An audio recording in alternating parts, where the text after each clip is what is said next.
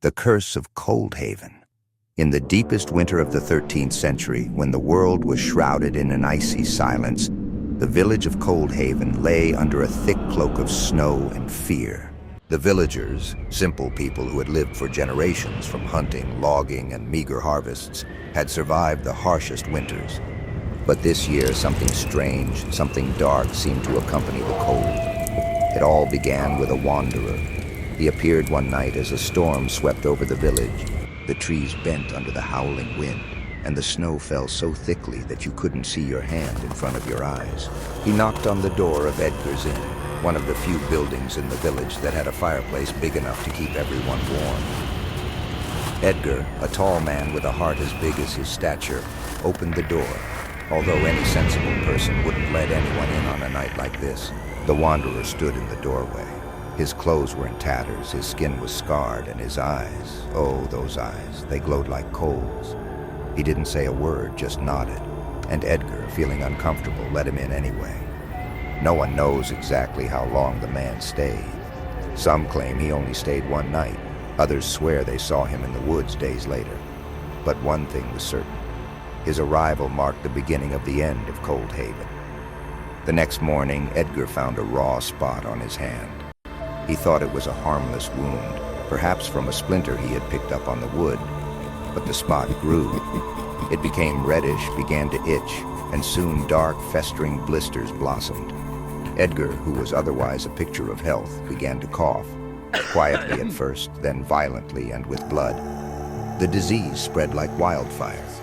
First, it was just Edgar and his family, then the neighbors, then the neighbors' neighbors. Within a few days, the whole settlement had the mark of the wanderer, as they called it, on their skin. The villagers, suspicious by nature, were looking for someone to blame, and so the whispering began. "It was the wanderer," said an old woman whose voice sounded like the crunching of old twigs. "I saw him touch Edgar's hand before he left." Others swore they had seen him kneeling in the church that night, quietly muttering eerie words. Soon every shadow in the village became a threat, every unusual noise proof of the supernatural. The church, once a place of solace, was converted into a leper colony. The sick were sent inside and the doors were locked. Their wailing could be heard day and night, and no one dared to help them. The few who tried did not return. But it wasn't just the sick who suffered. It was as if the village itself had been struck by a darkness. The animals died for no apparent reason. The wells, which had provided crystal clear water for decades, began to produce an eerie, greenish liquid. And the wind, the incessant wind, no longer carried the scent of pines and snow, but the putrid smell of decay. Anna, a young woman known for her bright eyes and cheerful laugh, was one of the last to resist the disease. She was the daughter of the blacksmith, a man who refused to accept evil. "We have to fight," he said as he tried to comfort his daughter. But even Anna could not escape the shadows. One night, when the darkness was deeper than ever, Anna woke up. Something had woken her, a whisper coming from the window. She crept to the window and peeked out. There he was, the wanderer, standing in the courtyard. His eyes were glowing and his lips were moving, but no sound came out. Then he raised his hand and Anna screamed. Her father rushed into the room, but the courtyard was empty. Anna told him about the wanderer, but the blacksmith shook his head. "It was a dream," he said, but his face was pale and there was a fear in his eyes that he dared not express. Anna's condition deteriorated rapidly over the next few days.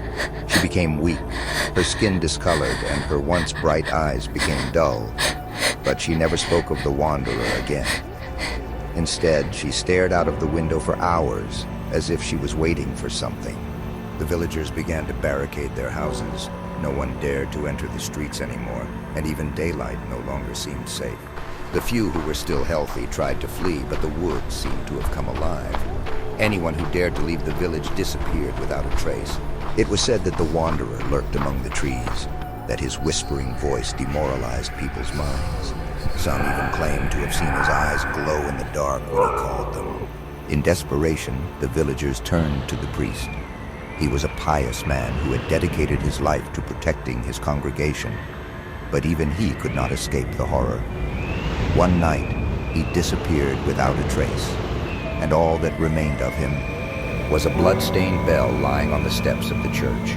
The fear reached its peak as winter drew to a close. The sick in the church had fallen silent, their cries replaced by an eerie silence. No one dared to open the door, but everyone knew that something must be lurking inside, something that was no longer human. One morning, as the sun appeared pale on the horizon, the last survivors gathered on the village square. They knew they had to do something, but no one had the courage to take the first step. Then suddenly a whisper sounded, quiet and barely audible, but it seemed to come from all directions.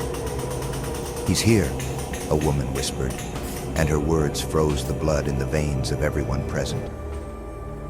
The people looked around, but they saw nothing, only the snow falling softly and the shadows moving like living creatures.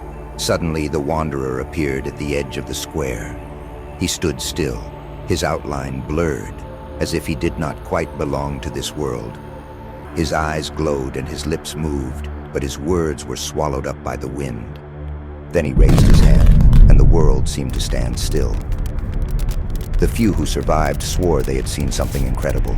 Some spoke of a light falling from the sky, others of flames rising from the earth. But everyone agreed that the wanderer had disappeared, just like the village of Coldhaven. All that remained of Coldhaven was silence.